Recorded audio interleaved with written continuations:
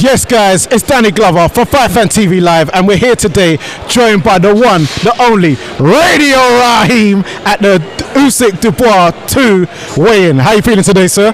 Man, I'm too old for this shit.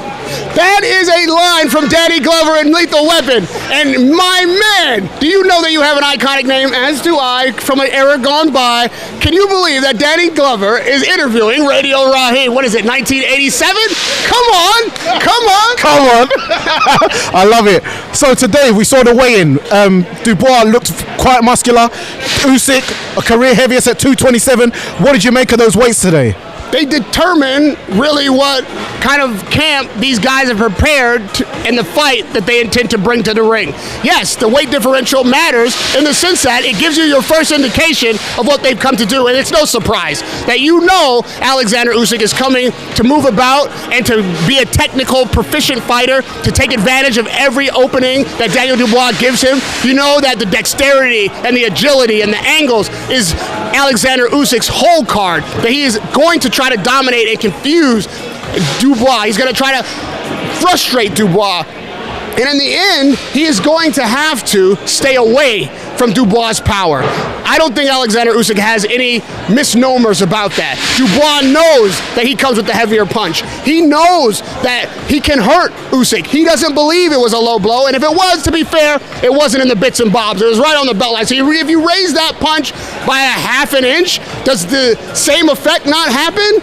I think that's a hard case to make. So the fact that in Dubois' mind, he's already been the first man to put down Usyk in his peak, and since Usyk has become champion, that he goes in there with a head of steam saying, I just got to batter this guy. I've got to break through a steel wall indeed, but I've got the power to do it. He's going to come through like the Kool-Aid man, right through the wall and knock Usyk down like a ton of bricks. That's what's in Dubois' mind. For Usyk's sake, I've already beaten this guy once. I've beaten both of the best heavyweights that Britain has to offer twice, and this will be the second time I do it for the last big British heavyweight that you guys have to offer. I think for him, he feels like he's got the calculations.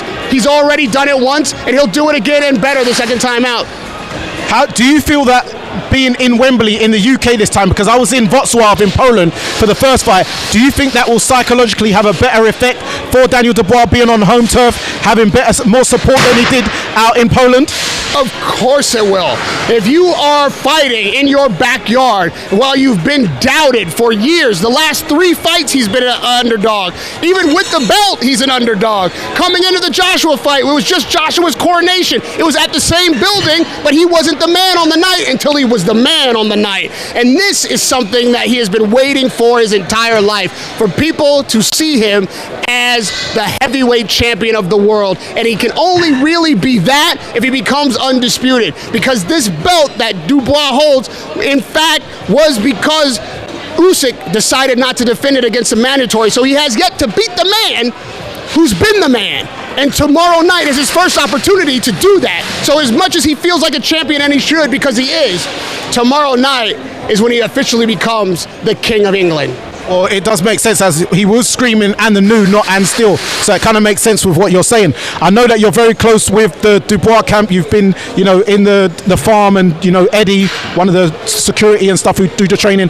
What have you seen this time from Daniel Dubois, if you have, what seems different to the fight before? I've been in this game a long time, and I've covered both of these fighters for their entirety of their career, so I'm close to both camps. But you're right, I have been physically present in Dubois' camp, and I've seen how Daniel is being trained by Don Charles, which is a very unique relationship. I've seen his father sitting ringside, shouting out instructions, and the team that Don Charles has put together, and the influence that Dubois' father has on him, and his motivation and his ability to focus is very, very unique. That makeup of that environment is something that is not recreated anywhere else in boxing. And even the barn, it's like a barn. It's so just hard scrabble, bare bones boxing in there. But at the same time, for this camp, they brought a lot of technical elements to it. He's ice bathing, he's doing the oxygen, he's hanging upside down on trap. I don't know what the fuck is going on, but it's stuff that he hasn't been doing before, because this fight demands him to be something he has yet to have become. And that is what we're going to see tomorrow night. We're going to see the evidence of all of that training, of all of that technology, of all of that belief, all of that faith, all of these years of coming to this moment and being the guy that you believe you were meant to be. That's what's happening in the camp of Daniel Dubois. And in the camp of Alexander Usyk, it's just another guy ahead of what we intend to do, which is to become, once again, for the second time in just over a year, undisputed in the four-belt era. Unheard of. And if anyone can do that, it's Alexander Usyk. But if anybody can stop Usyk from doing it, it's Daniel Dubois. I love that. Speaking about American boxing, as you said, that you feel that Britain is the home of boxing. Last week we saw Sheeraz versus Edgar Berlanga when Sheeraz put the hands of Hamza on Berlanga. What did you make of that fight? It was because I'm hearing a lot of controversy about hand wraps and blah de blah as well. I mean, I don't know about any of that. You got to prove it. You know, we hear that a lot of times from sour grapes. You prove it.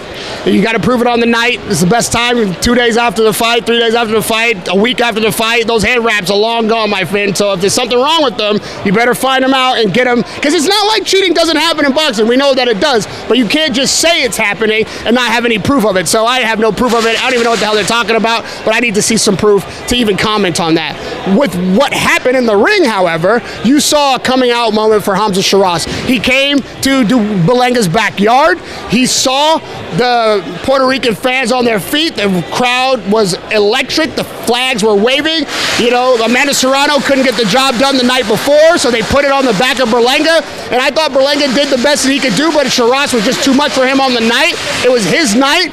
And now he claims to be the king of New York, which is already going to pit the whole of the American fan system against him. But sometimes it doesn't matter whether they love you or they hate you. In fact, if they hate you, you can count on them showing up to buy those tickets and those pay-per-views to see you get beat. So Hamza might have just put himself in marquee pay-per-view status. Talking about kings, on the night after tomorrow night, I know you'll be doing a lot of media, but hopefully you'll get back to your hotel or home in time to catch the king of the Philippines in Manny Pacquiao fighting Mario Barrios. Looking to become one of the oldest world champions in history. So how do you see that going, and what do you think about him coming back after so many years? Oh, I surely will be watching that fight live, no question about it. I don't care where I'm at, I'll be pulling it up. I began my career with Manny Pacquiao, Wild Card Boxing Gym. I was there the day he walked in.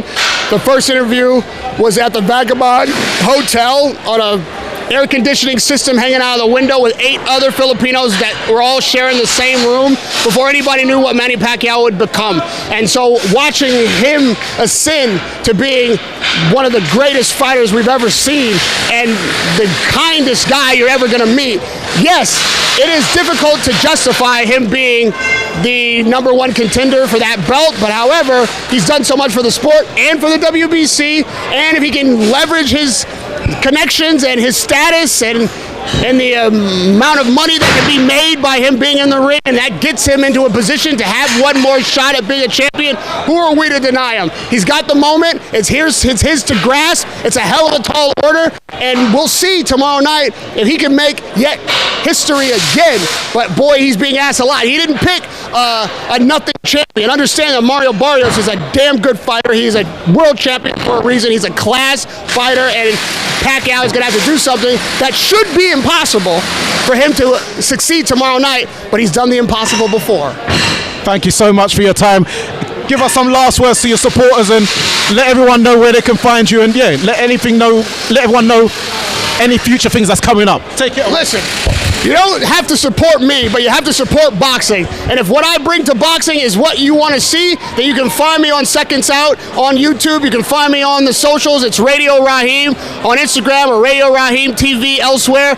What's most important is that you support the sport and you support journalists. Young men like this who are coming into the game, asking questions, getting at fighters, asking the questions that need to be asked. Support them. If the fighters don't want to do the interview, then say, hey man, how do you come you didn't talk to FFTV? What's going on? That guy deserves an interview. Make sure that these young crop of generation of reporters, the guys that are getting on the ground now, get their looks and get their interviews if they've earned their spot. This man has, so he's in the game.